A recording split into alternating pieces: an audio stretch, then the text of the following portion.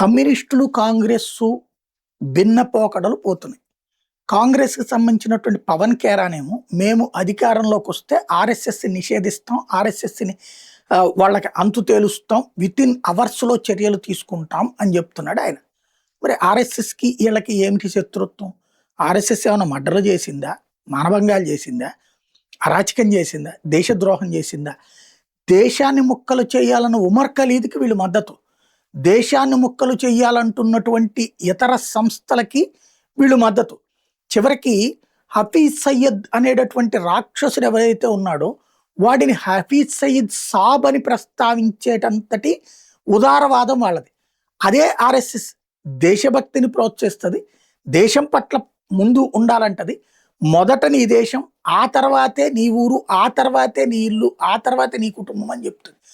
అంత నిజాయితీగా బాధ్యతగా చెప్పే ఆర్ఎస్ఎస్ని బ్యాన్ చేస్తానంటాడు పవన్ ఖేరా. సరే, ఆయన కెపాసిటీ ఎంతో, ఆయన చేసిన తప్పల్లా ఏంటంటే ఆయన అదృష్టం వల్ల అస్సాం ముఖ్యమంత్రి అప్పుడు ఆవేశపడ్డాడు. ఇప్పుడు ఏం చేశాడో తెలియదు.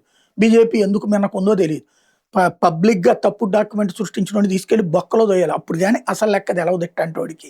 అది ఒక ఆస్పెక్ట్. రెండవది వచ్చేటప్పటికి కమ్యూనిస్టులు కొత్త పందాన్ని ఎంచుకున్నారు. ఒక ఆర్ఎస్ఎస్ నాయకుడు ఫోటో పెడతారు. ఆయన ఎవరో కూడా మనకు తెలియదు. ఆర్ఎస్ఎస్ సర్కారివాహ లేకపోతే సహకారివాహ, ఆయన ఫోటో పెట్టేసేసి ఆడవాళ్ళు అత్యాచారాన్ని ఇష్టపడతారు, అత్యాచారం చేయించుకోవడం కోసం ఇష్టపడతారు అని ఆర్ఎస్ఎస్ ఆయన అన్నాడు అంట. ఇక జనాలు అమ్మల్ని అక్కల్ని తిడతా పోస్టులు పెడతారు. వాళ్ళు ఆర్ఎస్ఎస్ వాళ్ళు అంతేనండి, వాళ్ళు అదే దుర్మార్గులండి అని వీళ్ళు పక్కన కింద కామెంట్స్ చేస్తారు. ఇది ఒక ఎకో సిస్టమ్, ఒక స్ట్రాటజిక్గా భారతదేశంలో జరుగుతున్నటువంటి వ్యవహారం. ఆర్ఎస్ఎస్ని కానీ బీజేపీని కానీ హిందుత్వ శక్తులని బద్నాం చేయడానికి లేనిది ఉన్నట్టుగా, ఉన్నది లేనట్టుగా ప్రొజెక్ట్ చేసుకొచ్చేటటువంటి ఒక దారుణమైనటువంటి కుట్ర జరుగుతోంది.